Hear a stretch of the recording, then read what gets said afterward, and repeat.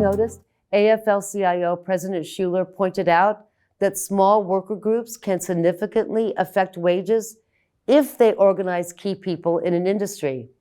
A union's threat to organize can get employers to raise wages.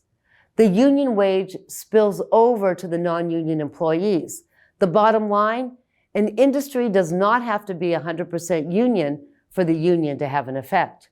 People with basic security can take risks to learn a new skill, take a new job, and ask for a raise.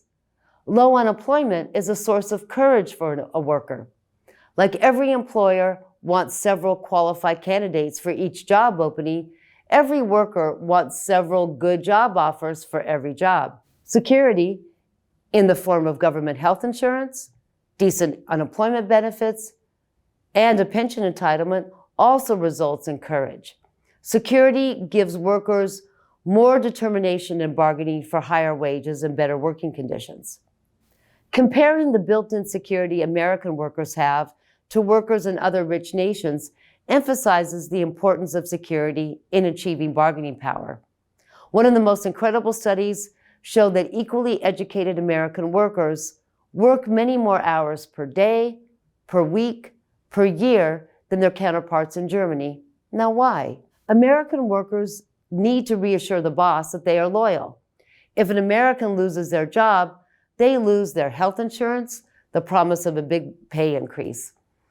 American firms pay bosses and managers larger multiples of the average worker's pay than European or Japanese companies. In Germany, a white-collar worker does not have to demonstrate they will work overtime without compensation because they are more protected from firing compared to the American worker. The German worker knows if they lose their job, they will still have health insurance. And third, in Germany, you get paid more when you're promoted, but not as much as Americans get paid when they're promoted. The pay gap between German bosses and workers is not as great as in the United States. So working overtime for free may not be worth it to a German.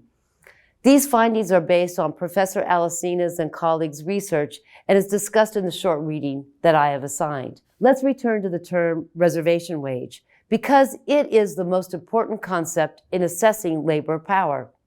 Reservation wage is so important, the Federal Reserve keeps track of it. From November 2019 to July 2022, the reservation wage went up 13%, meaning American workers felt a little more feisty and had more bargaining power.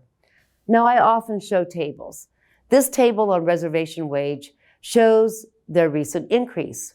In November 2021, the average reservation wage workers required was slightly over $64,000 a year. By July 2022, the average reservation wage increased over 13% to almost $73,000. Of course, the reservation wage is just what people tell researchers. It may, in the end, not be the wage that people demand to change jobs, but it certainly displays an attitude. A couple of things to note. The women's reservation wage is lower, $57K versus $89K, and women's reservation wage increased less than men's. The bottom line is, the higher the reservation wage, the more bargaining power a person has. In bad times, the reservation wage falls. In good times, it rises. In this lesson, we define power and its impact on workers, employers, and the reservation wage. When workers have the power through unions or security, their reservation wage is higher. And workers may choose not to work in desperate circumstances.